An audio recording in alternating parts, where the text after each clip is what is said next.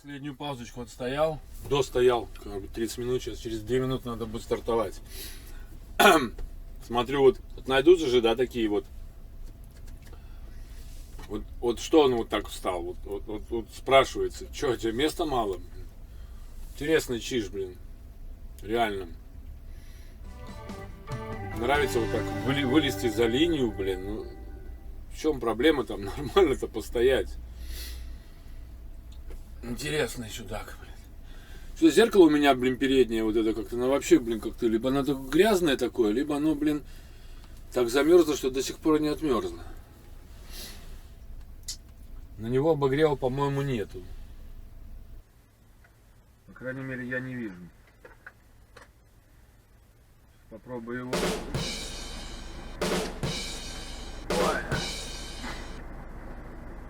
Вот проверил переднее зеркало, регулируется, но не обогревается. Странно. Замерзло, наверное, так. Ну, не знаю, обогревается, не обогревается, но все время оно какое-то грязное, замерзшее. Ладно. Сейчас поедем уже. Надеюсь, выйду. Ну что, все, 2.46 показывает. До десятки. Я не знаю, брать десятку, не брать. Буду стараться не брать. Нам до следующего поворота еще не так много осталось. Ну как, 140 километров где-то. До точки, где я запланировал где-то встать. Ну ладно, посмотрим, как там получится. Ладно, погнали. Будем выезжать.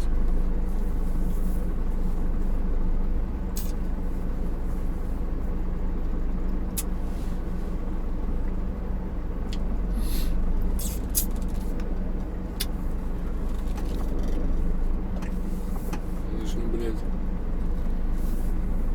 Дико классно тут стало.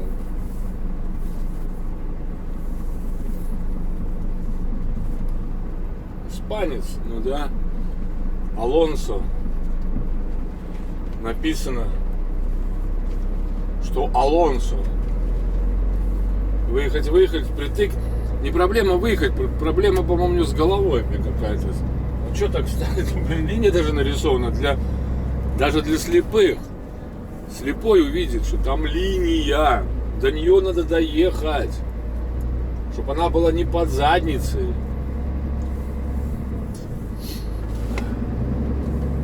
Там, где надо. Для этого зеркала это переднее есть, про которое я только что говорил. Фиг флаг ему в руки, блин. Один раз ему кто-нибудь раздолбает перед, блин, пока будет спать. Может, тогда научится. Да, посмотрел, еще 930 километров мне до испанской границы.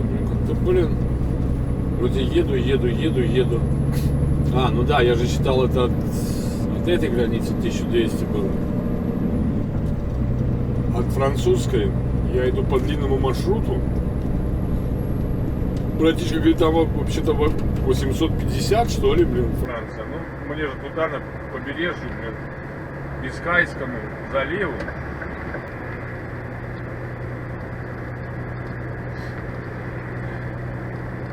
Мне к Бискайскому заливу добраться бы. А там по побережью поползем в Испанию, вползем. Или в Португалию. Куда? Ну что, погода шепчет. Дождик пошел. Нужен дождик такой без снега, потому что у меня, блин, морда не моя, вернее, так скажем. Лицо кабины достаточно такое от этих заморозков, снегопадов, туманов, блин, брызг, грязное. Что мылся, что не мылся. Офигеть. Витюха едет домой, говорит, там, блин, вообще в районе Сувалок застрял, где-то там пробки, блин, снегопад, все засыпано. Я ему говорю, да, так и было, я ехал. До Сувалок, блин, зима была, дальше уже нормально было. И потом с Дрездена опять зима началась у меня. Но он домой едет, торопится. Отработал Витек на фиксе. Сколько, 12 недель отработал. Планировали вместе домой ехать. Но видите, как получилось.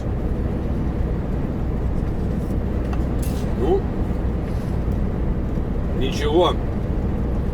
Все в жизни происходит так, как нужно. Но надо не забывать, что жизнь должна как это? Не жизнь должна руководить тобой, а ты жизнью своей. Я вот живу таким принципом. Не плыву по течению. Ну, каждый делает так, как ему удобнее. Я, как жена говорит, такой, всегда был неспокойный. Мне нужно было движуха какая-нибудь. Не в том, что там типа с кем-то и как-то. Нет. Не могу я сидеть на одном месте. И нравится мне эта работа, ребята. Нравится. Кстати, спасибо за комментарии, где там поддерживаете меня, смотрите видео. Я еще раз повторю, да, мои видео не обязательно там как-то смотреть, а больше в фоновом режиме можно, потому что я не показываю красоты. Не получается показывать, не получалось. На Хейстере получалось там что-то показать, а на Фиксе вообще такой возможности у меня не было. Там вообще как-то так все получилось. Если бы я сразу сел на зерновоз, наверное, все по-другому было. То посадили меня на этот тент и начали напрягать. Даже самый первый паркинг, который мне предложил диспетчер, оказался платным. Нафига? Ладно, хорошо, у меня там были деньги наличные, заплатил. Не, по карточке там в этой самой.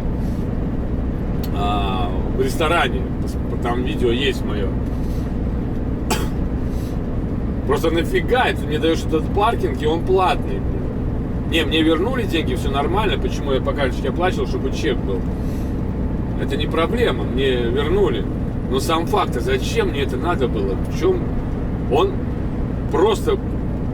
Там даже не земля, не асфальт, там просто грязное поле, И куча машин стоит. Да, магазин рядом. Туалета нету, он в ресторане. Ресторан закрывается до 10, часов. Вообще, я не понял. 25 или 20 евро я заплатил. Ну, по дороге были свободны. Я приехал не вечером, я приехал днем. Ну, как вечером, но днем. Где-то часов, по-моему, в 5. Светло было.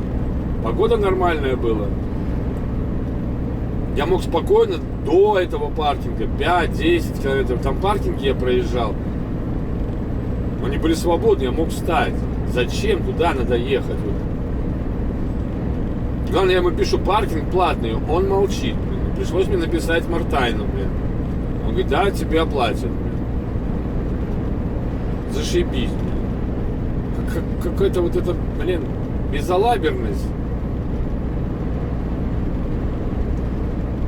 И главное, я не спрашивал его паркинг, и у меня груза не было какого-то.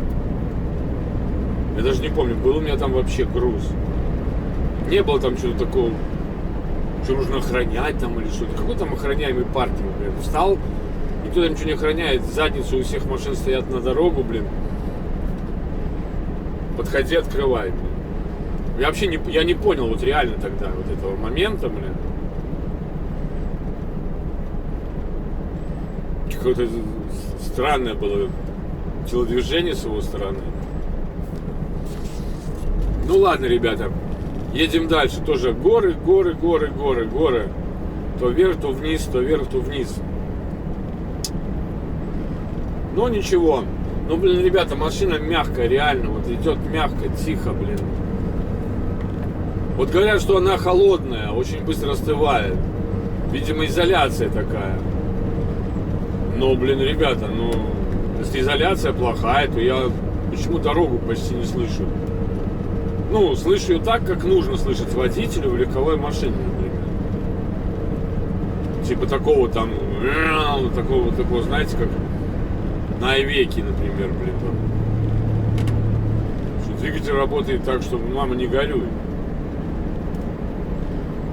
Но, фиг его знает, почему он остывает. Позвонил я тогда Геннадию, говорю, слушай, может быть, я что-то тут не понимаю, может быть, надо что-то закрывать, какие-то заслонки. Я уже прикрыл все заслонки. Какие только можно было.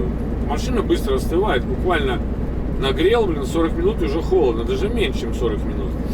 Он говорит, а зачем ты автономку выключаешь? Я говорю, ну как, там экономия, там боюсь за аккумулятором. Говорит, я же тебе говорил, что типа 4 аккумулятора, 2. Я говорю, ну да, я понимаю, но сам факт. У меня просто уже, знаете, как бывает, что обжегся на горячем, дуешь на молоко. Мне этого хватило. Но, ладно, он мне еще раз это сказал. Он говорит, ставишь автономку к нужной тебе комфортной температуре и даже не паришься. Ну, спасибо.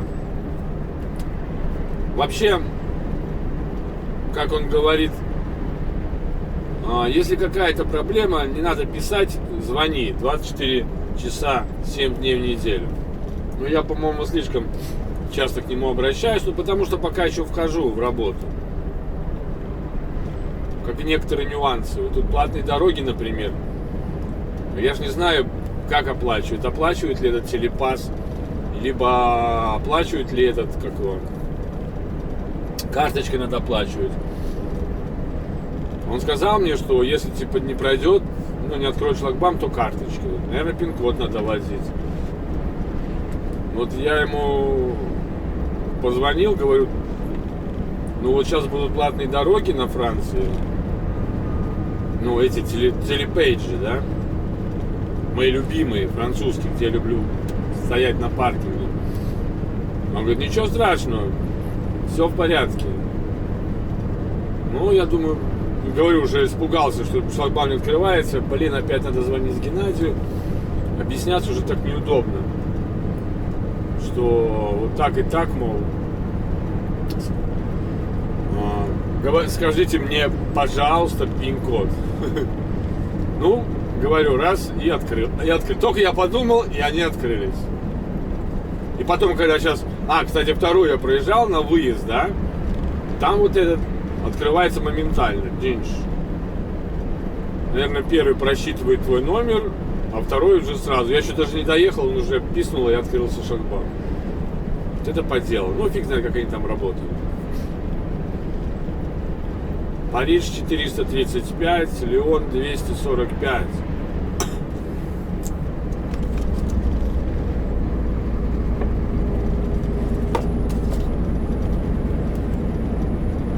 На Париж я ходил, на Лион я ходил.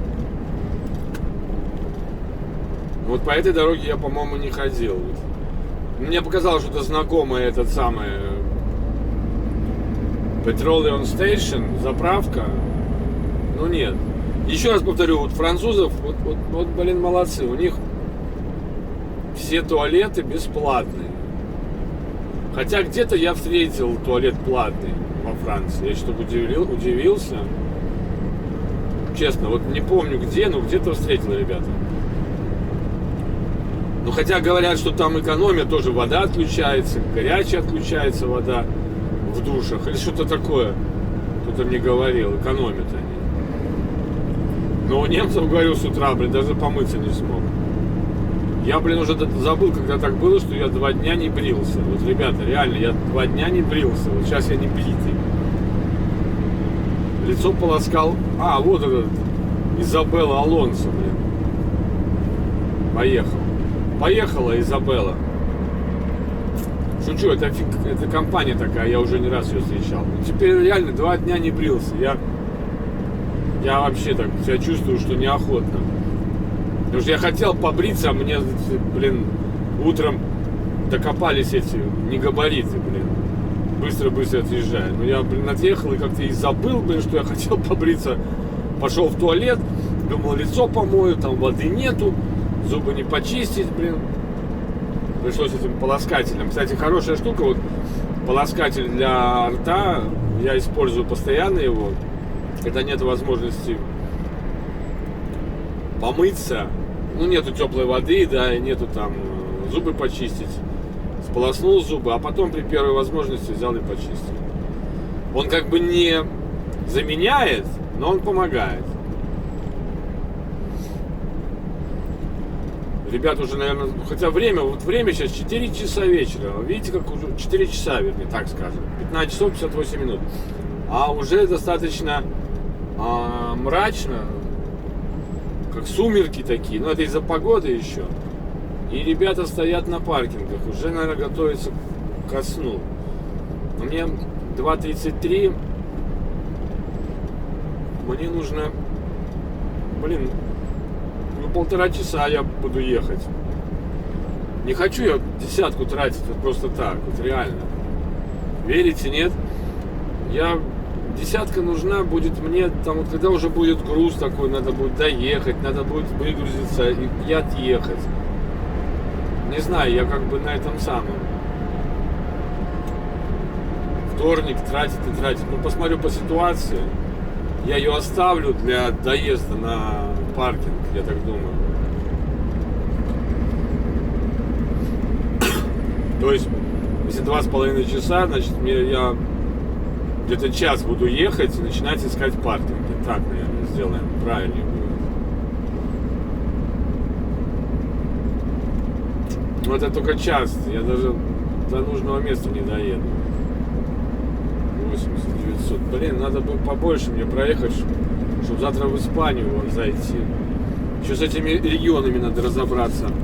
Точно. Вот братишке звонил, поболтали, посмеялись.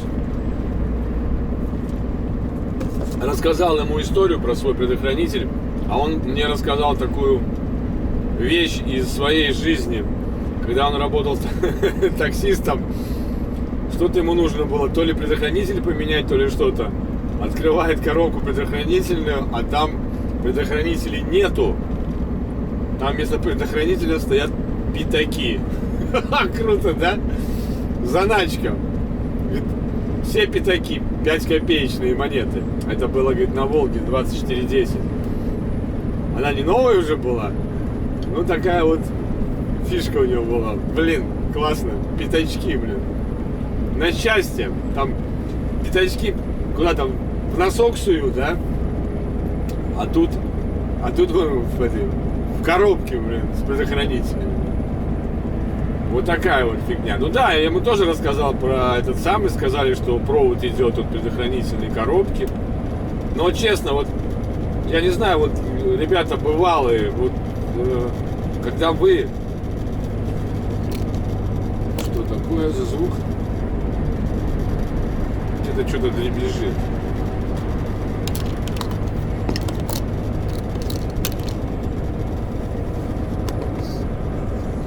Что-то может дребезжать. Фиг его знает. Вот если вы ставите инвертор, вы как кабель тянете?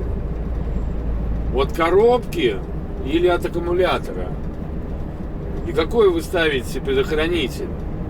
Вот в моем понимании предохранитель должен стоять где-то в районе 80 ампер. Я вот так понимаю. Но провод должен быть тоже такой, как вот на крокодилы ставятся, да, для прикуривания, скажем, хотя бы машин. Либо вот типа как небольшого сварочного аппарата. То есть должен быть не монолитный, а многожильный. И соответственно, тогда и можно предохранитель ставить побольше, чтобы провод не грелся. А здесь же стоит такой строительный кабель, идет от предохранительной коробки. Я, может быть, заблуждаюсь, я никогда не ставил, но я бы, например, тянул бы напрямую с аккумулятора. По дороге, конечно, поставил бы предохранитель. Может быть, даже автомат поставил бы. И от него уже вел бы... Ну, в принципе, и автомат бы поставил бы в кабину. А если здесь я поставлю большой предохранитель, то может начать греться кабель, может начать греться коробка. Пластиковая клемма, да? Это раз. Поэтому, ну, меня удивительно. Провод маленький, там, даже я не знаю, какое там сечение. Единичка, наверное, даже меньше. Может быть 0,75. Хотя не, может быть, наверное, единичка. Вот. И, ну, вид у него такой, как телефонный. Ну, черный просто провод такой строительный. Как-то странно. Еще у меня мутные сомнения. Питают. что не 60 предохранителей там стоит. Потому что даже, в принципе, 60-ка, она должна была бы выдержать, по сути, 60 ампер. Понимаете? 60 ампер при мощности, например, короткое замыкание, да, может быть и выбить. А так, по сути, если я включу чайник, он у меня 600 ватт, и мультиварка 650 ватт, 1250 ватт. Инвертор у меня от 1000 до 2000. То есть рабочая 1000, но максимальная до 2000. То есть от 1 до 2 киловатт. По сути, этого должно хватить. Но, там тоже ток постоянный. Я даже не знаю. У меня, говорю, на машине на моей, в Ниссане, клемма, я точно помню, потому что ремонтировал, на свечи накала 80-ка стоит. Да, и провод там, в принципе, маленький. Так что я даже не знаю. Просто мне кажется, что там не 60-ка стоит, а 40-ка. Ну, в принципе, по-любому я проверю. Я купил набор, а не какое-то количество 60-ок. Вдруг там, реально 40-ка стоит. Буду ставить такой, который стоит по номиналу. Потому что они сказали 60-ка. Хотя, может быть, и 60-ка. Ну, посмотрим. Сказали, что там 2 предохранителя, один из них как раз идет на этот провод. А питание на него не подается. А второй там типа стандартный, на остальные, наверное, розетки на все. Но все равно, в любом случае, я взял 2 набора, там, больших этих предохранителей, по-моему, от 10-ки. Я даже посмотрю, сейчас скажу.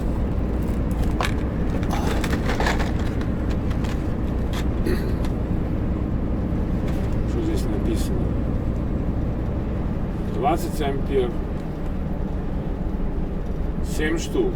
20, 30, 40, 50, 60, 80, 10. А десятки, что ли?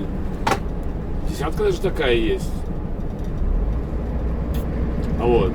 То есть пускай будет в запасе.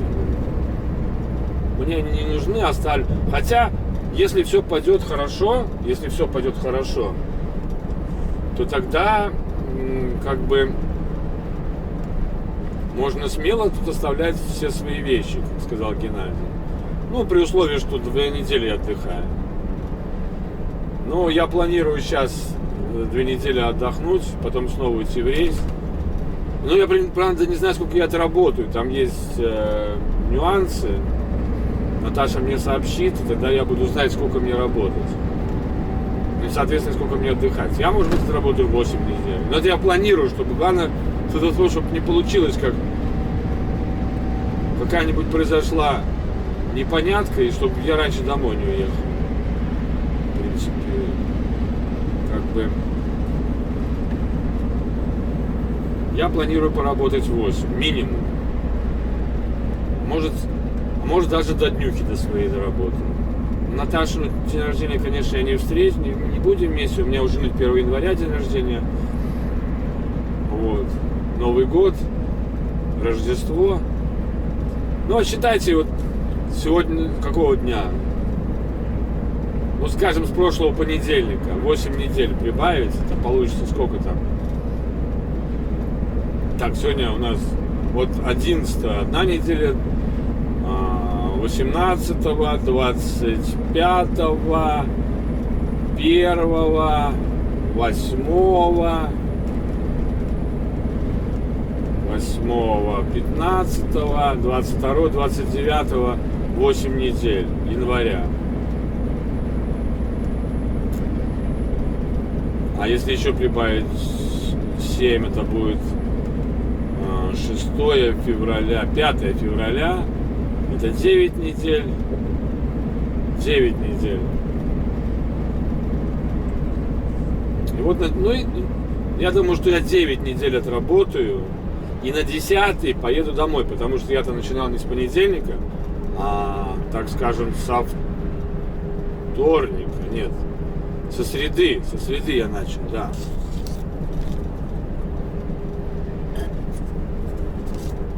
Я надеюсь, что Геннадий сдержит слово свое, что я сел на машину в среду, и это не моя вина, что не было груза, что пришлось один день ждал. Какая разница, я мог в машине жить, а мог... Ну вообще, представляете, приехал на работу, да, сел на машину, поехал, грузиться, груза не было. Поехал, заправился и ожидание. А потом мне звонят, говорят, ну, там отменили груз, груза пока нету. Олег, твоя машина где, на базе? Я говорю, ну да.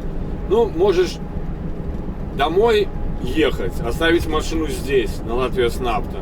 А можешь на базу вернуться, взять свою машину и поехать домой. Как тебе удобнее? Я говорю, ну, конечно, надо машину на базу отвезти. Зачем она будет тут стоять? И главное, что сказал, что зарплата идет уже. То есть со среды, четверг. То есть я вместо того, чтобы жить в машине и получать деньги, я жил дома и получал деньги, ребята. Поэтому мне вот эта вот ситуация очень нравится.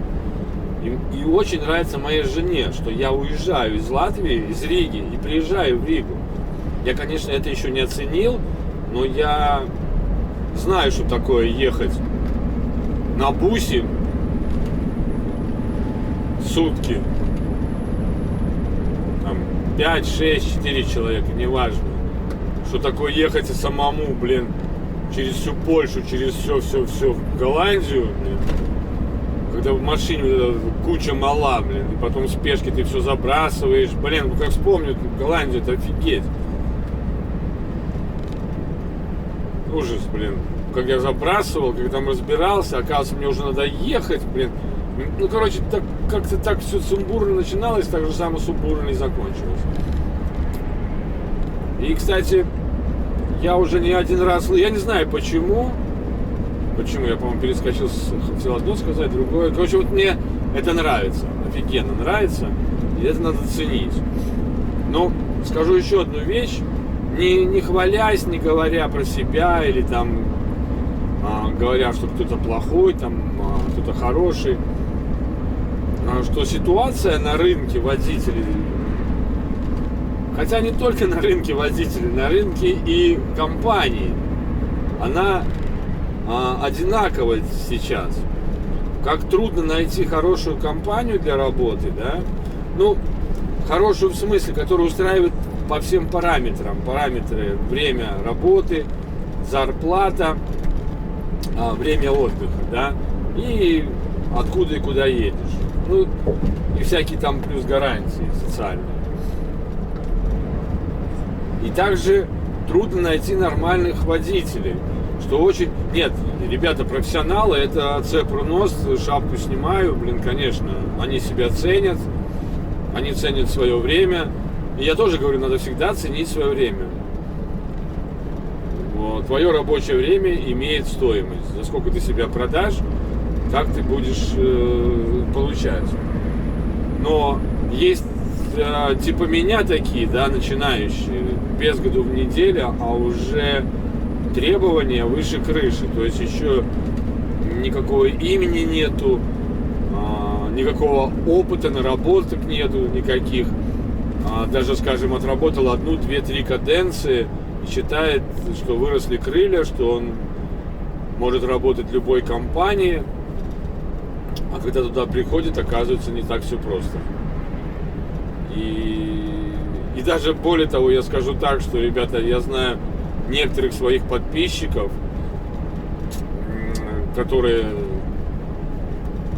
как и начинающие, как и работающие, да, поначалу много спрашивали у меня, а потом в разговорах слышишь, что, ну, типа, что я дурак, ни хера не знаю, ничего не понимаю. Ну, тогда не спрашивай, если ты так считаешь. Ну вот, и я всегда повторяю, у каждого водителя, начинающего, начинайте с первого дня как бы свой стиль не только вождения, а ведения, организационные вопросы, начиная от сохранение места парковок, да, ведение дневника дальнобойщика своего. Возьмите отдельную тетрадку, записывайте все.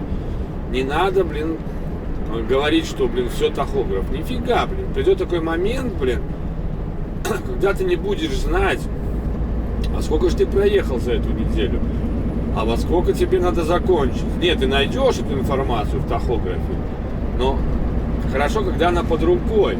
Начиная от того, когда тебе заканчивать неделю надо. Тахограф тебе пропищит, блин, за 15 минут, что пора, блин, на паузу недельную. Не, ну можно там отковырять все это, да, но никто так не лазит там по этому тахографу. И они разные тахографы. Вот здесь, например, мне не показывает, сколько я отработал. Тренаж, сколько я отдохнул, раз 9 часов, и сколько раз я проехал десятку. А все это вот в записях. Потом, повторюсь, сохранение паркинг-плейсов. Ничего труда нету. Google Map открыл, там есть. Вот ты стоишь на каком-то хорошем паркинге, не на обычном таком паркинге. Да и, короче, обычный паркинг, где ты можешь отмечать все, что хочешь. Там есть возможность сохранить или сохранено. Заходишь в нее, создать папку. Создал папку, например, паркинг Франция. И раз сохранил точку. И написал себе описание. Типа, блин, автохов, 10 евро в день, 8 на еду, туалет есть, машинка для стирания есть, ну, для постирки белья, короче, да, есть, душ есть. Самому удобнее. А лазить по этим приложениям, которые там типа паркинги, блин, знаете, я пару раз сталкивался. В принципе, за все время, которое я работаю, мне, наверное, это приложение помогло, ну, не знаю, пару раз. Ну, пару раз оно меня так подставляло, я приезжаю, там нету никакого паркинга. И либо приезжаю, становлюсь на паркинг, это еще в начале было. Хорошо не закрыл смену, а мне приезжает карщик и говорит, пошел нафиг отсюда. А это типа, там написано место для паркинга, 3 машины, блин, мы вдвоем были там. И нас обоих выгнал, короче. А так для себя ведите. Вот. Тогда у вас будут такие наработки. Ну, я не говорю, там можно записывать, где ты там был и какие там нюансы. Это точно никому не надо, потому что, блин,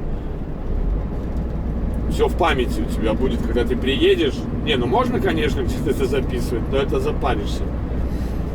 Приедешь куда-нибудь, ты сразу вспоминаешь, блин, о, я здесь был, здесь вот так и так и так. И тогда уже ты можешь сказать, что ты начинаешь, когда вот ты вот эти вот организационные вопросы делаешь, ты начинаешь, ну, можно сказать, что у тебя уже как бы появился пушок. А когда человек начинает работать, и коллегам позвоню, диспетчеру, позвоню тому. Сегодня ты позвонил этим коллегам, сегодня позвонил этому диспетчеру, а завтра ты в другой фирме. Кому ты будешь звонить, и с первого дня начнешь задавать такие глупые вопросы, которые тебя ставят в неловкое положение, тебе просто скажут, ты что, блин, не знаешь, что и как. А также ты знаешь, какие вопросы надо задавать на собеседовании в новой компании. Но основные вопросы: графики, зарплата, что со страховкой, как и где меняться, что там еще, что относительно отпуска, платят или не платят, пока ты дома. Такие, это тоже приходит с опытом. Когда ты поехал, а потом, оказывается, тебе это не платят, то не платит, это тоже не платит. Маленький, но это опыт. Кстати, блин, ситуация такая интересная получилась. Я не буду опять же хвалиться. Ну закончу тему. Так вот, так очень трудно сейчас найти адекватных, я имею в виду, водителей, которые понимают то, что они хотят требовать. Невозможно требовать у маленькой компании, да, там, например, большую зарплату. Понимаете?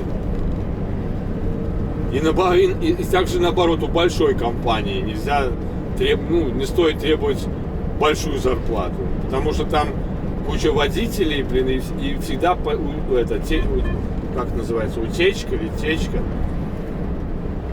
О, ребята, опять отключился этот самый кадров, короче. Утечка кадров.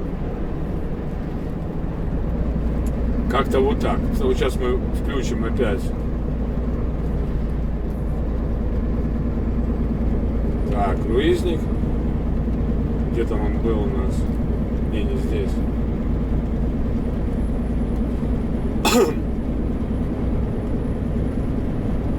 Особенно, если ты сюда приходишь в эту компанию впервые, и еще о тебе никто не знает, как ты работаешь, что ты такое вообще. Не, ну каждый вправе поступать, как он хочет, так и поступает, это понятно. Я всегда говорил, что для меня главное удовольствие в первую очередь. Хотя сейчас нет, сейчас тоже у меня деньги достаточно важно, и мне очень важен график. Вот реально. Что я вот сюда пошел, меня устроил предложенный мне график. И, скажем так, Геннадий устроило то, что вот этот график, который я хочу, его устраивает. Не так, как типа через неделю, через 2 домой ехать. Так, сейчас надо вспомнить, как это включается. Что я... Глазик. Да, и вот водители, короче, получается тоже, то приходят требования очень большие, то приходят сами непонятно какие. Ну, в жизни все бывает. Сейчас я вот скажу так, что вот когда на момент, когда я подал объявление на Фейсбуке, что желаю работать по такому-то графику, ну, просто написал вкратце, что я владею английским, латышским, русским языками, без переводчиков. Но откликнулось несколько компаний. Я выбрал вот эту одну. Некоторым компаниям мне предлагали работу, но только опять же после Нового года. А после Нового года это был для меня вариант, когда я не могу. Так же самое и Хейстер мне предложил, но там получилась непонятка. Я мог уехать бы и 10 числа, но на момент моего звонка казалось, что 18-го только. Ну и там график мне, надо договариваться. Тогда я мог, конечно, договориться на 8 и через 3 работать с одной недели моего отпуска. Вот. Даже бы я согласился, я говорю, я бы не искал другую компанию, даже вернулся бы в Хейстеркамп, честно, если бы мне предложили ехать 10-го. А поскольку они не предложили, я с Геннадием договорился и уже пообещал ему, что я не буду искать другую компанию, а он пообещал мне, что он не будет искать другого водителя. Ну, я человек такой, что стараюсь всегда сдержать свое слово. Вот. А вот сегодня опять мне сообщение пришло из той фирмы, которая планировала меня где-то на начало января. А оказалось, что нужно сейчас. Ну, ребята, как есть, так есть. Хотя там хорошие условия, я скажу, по зарплате выше, чем здесь.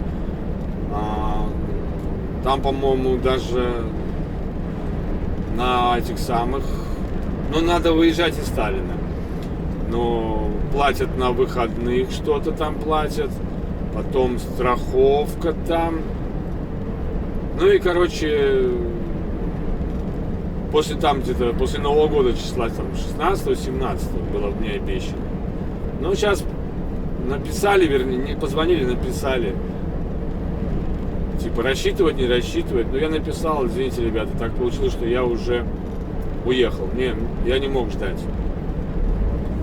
Вспомнил, что как она включает. Все, уже опять почистился. Нормально все. Предложение есть даже... Я не скрываю, что у меня опыта нету. Я говорю, у меня есть канал, можете посмотреть про мой опыт. год у меня опыта в профессии. И я считаю, что этот год у меня был такой хорошая школа в Хейстеркампе, хорошая школа в Фиксе, так скажем. Я совершенно не жалею, что я в Хейстеркампе, я всегда говорил и буду говорить, это большой плюс. Компания для начинающего вообще это супер. Но лучше я не знаю. Ну, может быть, Киртеки, там, я не знаю, Крейсы лучше, но я скажу, что если вы начинающий, Хейстеркамп это, если вы пойдете в Хейстеркамп на начальной стадии, вы получите колоссальный опыт и возможность полюбить эту профессию, так скажем. Вот, короче, говорю, что вот можете посмотреть про мой опыт. Я совершенно не скрываю. Год в профессии, но работая в Хейстеркампе на таких экспедициях, как Fire Express и Evels, я скажу, опыта набираешься конкретно. И по ночной работе, и по перецепам. Ну, короче, и по всей Европе, кстати, есть. От Швеции до Франции. Ну, вниз, на восток не уходишь. То есть Швеция, Дания, Германия, Голландия, Бельгия, Люксембург, Франция, Италия. Испании не было. Да, вот это там, где я был, работая в Хейстере. Ладно, наверное, хватит уже этой демагогии, рассказы, я каждый раз повторяюсь. Что-то я хотел сказать про комментирующих. Ну, сказал спасибо. Что-то еще я хотел сказать, но может что-то вспомню. Ну, хорошие слова хотел сказать, так скажем. Потому что, за все время только один плохой комментарий был. Это вот если сегодняшнее видео выйдет. Сегодня я должен сделать последний, вот предпоследнем или в последнем видосе, по-моему, там второе видео, по-моему, этой 9-й каденции, там один там Дмитрий Шарапов. Ну, я не стираю этот комментарий его, но удивил меня конкретно, Какой-то набор слов, по-моему, переведено с Гугла, вообще не в кассу, не в тему. А так все комментарии адекватные, все нормальные. Я всегда отвечаю, всегда прислушиваюсь. Есть задумки что-то изменить в съемках, но, ребята, не сразу. Я должен сейчас с машины ознакомиться, понять организацию рабочего процесса здесь, чтобы меньше тревожить начальника своими вопросами, может быть, это глупыми. Тогда уже буду делать и снимать с головы, и снимать с груди, и снимать с плеча, с уха, как многие просили. Ну, не многие, некоторые просили. Вот. Ну ладно, ребята, едем дальше. Встретимся уже на паркинге. Надеюсь, я его найду. Мне еще 2 часа 4 минуты ехать. И сегодня нужно, предохранитель поставить и завершить видео редактирование. Прошлые видосы, где я еду через Польшу, Германию. Да, через Польшу и Германию. Так что не отключайтесь. Что-то много наговорил, наверное, опять дофига минут будет.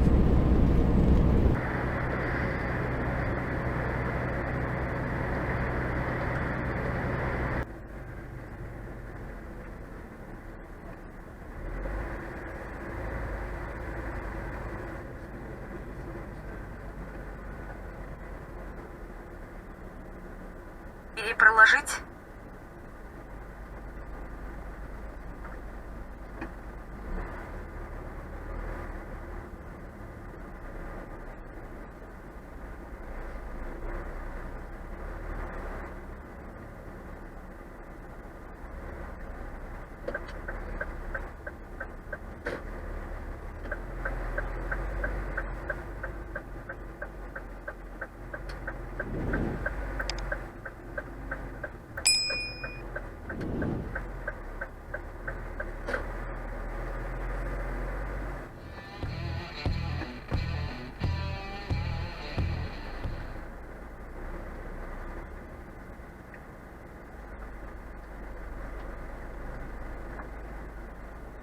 Ой, ну что, ребята. Ой, сори. Ну что, день завершился. Я стою на паркинге. Таком достаточно большом, но темном. Недалеко от трассы во Франции. Проехал я чуть больше 9 часов. И чуть больше 13 часов отработал. 13,8 получается. Блин. Немножко...